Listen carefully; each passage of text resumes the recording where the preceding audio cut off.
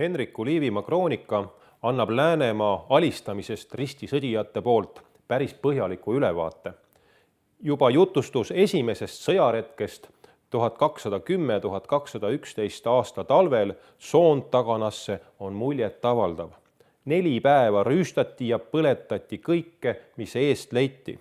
Saagiks loeti ainuüksi härgi ja lehmi 4000, rääkimata hobustest ja muudest kariloomadest. Mati Mandel on ajaloo uurija, ajaloo kirjapaneja ja raamatutesse kirjutaja.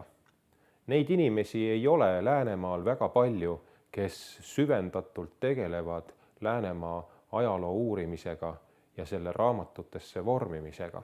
Nähes, kuivõrd sügav ja rikas on Lihula ajalookiht, siis jäänud kinni ka Läänemaa külge ja sellega on meil ikka ääretult vedanud.